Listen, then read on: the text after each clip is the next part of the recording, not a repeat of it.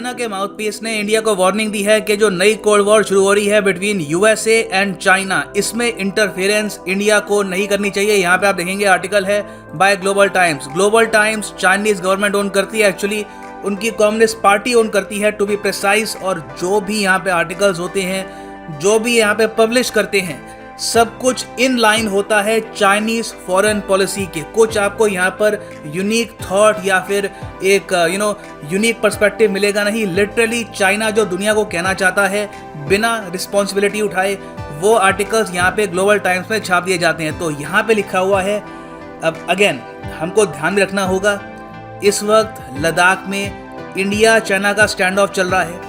News आ रही है कि चाइना सोल्जर्स अपने बढ़ा रहा है और हैवी आर्मरी वहाँ पर लेके आ रहा है। इंडिया भी ऑफ कोर्स उसके रिस्पॉन्स पे अपने सोल्जर्स को बढ़ा रहा है। तो एक स्टैंड ऑफ के दौरान ग्लोबल टाइम्स ये आर्टिकल छापता है और ये कहता है advisable for India not to engage in US China confrontation. और आगे जाकर अपने आर्टिकल में ये भी लिखते हैं कि ज़्यादा खोदोगे गेन करने के सिवाय you can't afford more shocks. तो चाइना ने लिटरली इंडिया को वार्निंग दी है यहाँ पर और कहा है कि इकोनॉमिकली आपको शॉक लगेगा आप अगर यूएस चाइना की जो कोल्ड वॉर है इसमें साइड लेने की कोशिश करोगे। तो डिस्कस करते हैं इस वीडियो में कि क्या चाइना जेन्युइनली इंडिया को कुछ शॉक दे सकता है इकोनॉमिकली, इसकी पॉसिबिलिटी क्या है, बहुत कुछ आपको जानने को मिलेगा।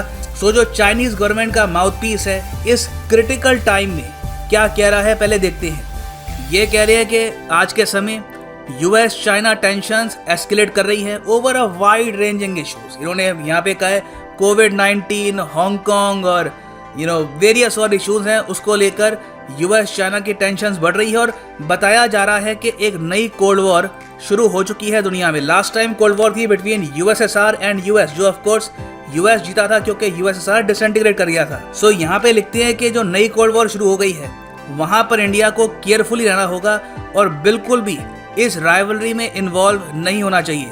आगे ये भी कहते हैं कि इंडिया में राष्ट्रवाद आज के समय उबाल में है। कई आवाज़ें हैं इंडियन मीडिया की, वो ये कह रही हैं कि यूएस के साथ अलाइन हो जाओ और इस कोल्ड वॉर में चाइना को हर्ट करो।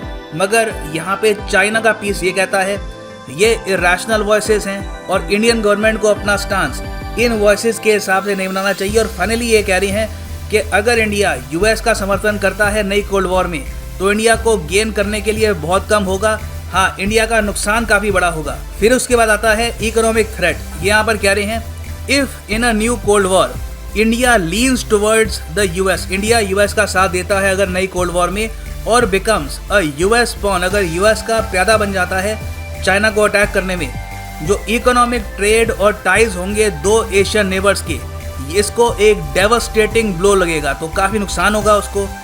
मैं एज्यूम कर रहा हूँ ये कह रहे हैं कि या तो ट्रेड सस्पेंड कर देंगे जो पाकिस्तान ने किया इंडिया के साथ, या फिर हो सकता है कि ट्रेड में टैरिफ्स लगा दें, that is a possibility as well. फिर आगे लिखते हैं कि अगर चाइना ने ऐसा किया तो ये जो शॉक है इंडियन इकोनॉमी झेल नहीं पाएगी ना। ये जो यहाँ पर कह रहे हैं इसको डेटा के हिसाब से एनालाइज करते हैं। ऑलराइट, सो इंडिया और चाइना जब ट्रेड करते हैं तो टोटल ट्रेड वॉल्यूम होता है अराउंड 93 बिलियन डॉलर्स का। इसमें से जो चाइना सामान हमको बेचता है वो है वर्थ 75 बिलियन डॉलर्स। जो हम सामान चाइना को बेचते हैं वो है सिर्फ 18 बिलियन डॉलर। जो ये 70 बिलियन डॉलर्स का सामान हम चाइना से खरीदते हैं हर साल, इसमें स्मार्टफोन्स चाइना के और इनका API और वेरियस चीज़ें होती हैं, इनसे हम डाइज खरीदते हैं और इंडस्ट्रियल इक्विपमेंट खरीदते हैं। We buy a lot of things from China. और इसी वजह से अभी भी इंडिया और चाइना का एक ट्रेड डेफिसिट एग्जिस्ट करता है जो है ऑलमोस्ट 57 बिलियन US डॉलर्स का। आप एक बार सोच कर देखिए, 57 बिलियन डॉलर्स पूरे चाइना पाकिस्तान इकोनॉमिक कॉरिडोर की कॉस्ट नहीं है, जिसको चाइना आने वाले 6-7 साल में कंप्लीट करेगा, जिसको बनने में ही 15 साल लग गए। तो जितनी इन्वेस्टमेंट चाइना ने पाकिस्तान में करी है 15 साल में, उतना पैसा तो इंडिया चाइना की इकोनॉमी में पंप इन कर रहा है हर साल 57 बिलियन डॉलर्स का। इसलिए आप देख रहे हैं कि अब स्थिति इतनी खराब हो गई है कि हमारे देश में जो सिविल सोसाइटी के लोग हैं, जो बुद्धिजीव हैं, वो ओपनली आकर लोगों को रिक्वेस्ट कर रहे हैं कि मेड इन चाइना सामान ना खरीदें। आप लिटरली उस कंट्री को फाइनेंस कर रहे हैं, उस कंट्री को पैसा पहुंचा रहे हैं जो इंडिया के प्रति सद्भाव नहीं रखती। जो टॉपिक हम यहाँ पर डिस्कस कर रहे हैं उसके हिसाब से आप अगर देखो तो ये जो ट्रेड डेफिसिट है, इससे इंडिया को ये पता लगता है कि डरने की इतनी आवश्यकता है नहीं। अगर मान लीजिए जिस तरीके से पाकिस्तान ने हमारे साथ ट्रेड सस्पेंड किया है, एक और बड़ा नेबर चाइना भी कहता है कि आपके साथ ट्रेड सस्पेंडेड, तो हम बेसिकली $57 बिलियन बचा रहे होंगे हर साल। मगर इनिशियल शॉक आ सकता है। इनिशियल शॉक कैसे आएगा? अभी भी हम चाइना पे निर्भर हैं for mobile phone manufacturing. India में अगर मान लीजिए हम कुछ मोबाइल मैन्युफैक्चर करते भी हैं तो उसके जो स्पेयर पार्ट्स हैं जो हमको असेंबल करना होता है वो या तो वियतनाम या तो चाइना से हम इंपोर्ट करते हैं। सिमिलरली हमारे यहाँ जो दवाइयाँ बनती है, जो हम कहते हैं इंडिया की ह्यूज मैन्युफैक्चरिंग इंडस्ट्री है, उसमें जो API हम यूज़ करते हैं, it is the most important ingredient for making medicine. API की फुल फॉर्म होती है एक्टिव फार्मास्यूटिकल इंग्रेडिएंट। उसके अलावा इलेक्ट्रॉनिक हार्डवेयर, हम इतना कुछ इंपोर्ट करते हैं from China even for our industry कि अचानक से अगर हम सब कुछ रोक दें तो उससे जेन्युइनली कुछ शॉक लगेगा। हो सकता है कि हमारी इंडस्ट्री कुछ टाइम के लिए पैरालाइज हो जाए।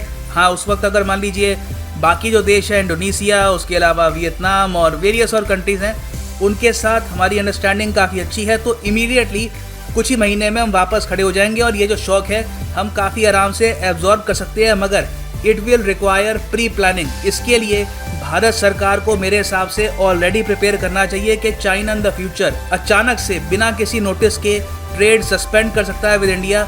उस इवेंचुअलिटी में हम क्या करेंगे? क्योंकि लिटरली यहाँ पर चाइना का माउथ पीस हमको वार्निंग दे रहा है कि हम ट्रेड को लेकर ड्रास्टिक मूव चलेंगे, तो उसके बाद भी अगर हम प्लानिंग नहीं करते तो it will be our fault. Now कुछ स्टेप्स हम ऑलरेडी ले भी रहे हैं। फॉर एग्जाम्पल फार्मास्यूटिकल इंडस्ट्री को प्रोटेक्ट करने के लिए भारत सरकार ने क्या किया है कि 10,000 करोड़ रुपए अनाउंस किए हैं, जिसके अंडर इंडिया में API हम खुद मैन्युफैक्चर करें, उसके लिए हम 3 बड़े ड्रग पार्क खोलेंगे इन इंडिया। अब प्रॉब्लम ये है कि ये जो अमाउंट है इतना ज़्यादा नहीं है। दूसरी बात ये है कि जो ये ड्रग पार्क हैं 5 साल में तैयार होंगे, तो कहीं से भी करंट सिनेरियो में इनका रोल नहीं रहने वाला। या आप कह सकते हैं एक काफ़ी इनफेक्टिव प्लान है। हमें और ज़्यादा इन्वेस्टमेंट्स और ज़्यादा बातचीत करनी होगी with our neighbouring countries, with our friendly countries, ताकि हम तैयार रह पाएँ कि इन द फ्यूचर चाइना पर जो हमारी डिपेंडेंस है फॉर इम्पोर्ट्स, अगर ये ख़त्म भी होती है तब भी हम रेडी रहें। अब यहाँ पे आप पूछेंगे तो हमसे ये क्यों कहा जाता है कुछ लोगों द्वारा कि चाइना के फ़ोन मत खरीदो जब हमारी इंडस्ट्री इतने लार्ज स्केल पर उनके API यूज़ कर रही है? वेल देखो, बहुत ही सिंपल इसका आंसर है। बूंद बूंद से सागर भरता है। अगर मान लीजिए हमारे देश के लोग जो चाइना के गुड्स खरीदते हैं डायरेक्टली, उसमें कमी करते हैं, तो ये $56 बिलियन में अगर हम 10 या फिर इवन 5 बिलियन भी कम कर पाएँ तो it will send a message. तो इसलिए आज के टाइम में सारी मुहिम चल रही है कि बी इंडियन, बाय इंडियन और लोकल जो मैन्युफैक्चरिंग है इसको सपोर्ट करो। सो अब क्वेश्चन यहाँ पर ये आता है कि चाइना अपनी तरफ से ऐसी स्टेटमेंट क्यों देगा? क्या चाइना जेन्युइनली कंसर्न्ड है कि इंडिया अलाइन कर सकता है विद US? वेल, इसका बहुत ही सिंपल आंसर है yes. Donald Trump already announce कर चुके हैं कि G7 का एक्सपेंशन होगा। ये एक मेजर जियोपॉलिटिकल इवेंट है। कई लोग इसकी ग्रेविटी अभी महसूस कर नहीं रहे। हो सकता है कि इस ग्रुप में आने वाले टाइम में जो अनाउंसमेंट्स होंगी उसको देख के उनको पता लगेगा कि how big a development this is. फिर उसके अलावा यूके ने प्रपोज किया है D10 ग्रुप, एक ऐसा ग्रुप उन कंट्रीज का जो चाहती हैं कि चाइना की कोई भी इन्वॉल्वमेंट ना हो regarding 5G technology in their respective countries. Finally हमको ये देखने को मिल रहा है कि पहली बार US ओपनली कमेंट कर रहा है इंडिया चाइना बॉर्डर इश्यूज को लेकर। USA के जो सेक्रेटरी ऑफ स्टेट है माइक पोम्पियो, इन्होंने ये बात बोली है कि China using tactical situation on ground to its advantage. और आगे इन्होंने ये भी मेंशन किया है कि हम लोग इंडिया के साथ और कुछ और कंट्री के साथ पार्टनर करने को तैयार हैं चाइना की मिलिट्री कैपेबिलिटीज़ को ध्यान में रखते हुए। ये स्टेटमेंट बहुत बड़ी है। ये अगेन इससे US संकेत दे रहा है कि चाइना स्पेसिफिक मिलिट्री अलायंसेस ये बिल्ड करेंगे और हो सकता है कि इन द फ्यूचर आपको साउथ चाइना सी में या फिर और जगह भी US की मिलिट्री डायरेक्टली इन्वॉल्व होती हुई दिखे अगेंस्ट द चाइनीज मिलिट्री। तो ये स्टेटमेंट्स ऑब्वियसली इंडिया को लीवरेज प्रोवाइड करती है। इवन दो हमने इसके लिए कुछ रिक्वेस्ट करी नहीं थी, उल्टा हम चाहते भी नहीं है कि US यहाँ पे इंटरफेरेंस करे, मगर सिंस US ये स्टेटमेंट दे रहा है अपने आप, तो उससे इंडिया को जेन्युइनली फ़ायदा होता है। और जैसे ही ये स्टेटमेंट US की तरफ से आई है, चाइना ने ये कहा है कि बॉर्डर पे सिचुएशन काफ़ी हद तक कंट्रोलेबल है और कुछ ख़राब होगा नहीं, मगर इस सब के दौरान चाइना ने मैसेज सेंड कर दिया है through their government newspapers, through military buildup के इन फ्यूचर यूएस की तरफ आप अगर अलाइन होंगे तो हमारी तरफ से रिस्पॉन्स एक्सपेक्ट करिएगा। अब वो देखना होगा कि उसको लेकर हमारी गवर्नमेंट कितनी प्रिपेयर्ड रहती है।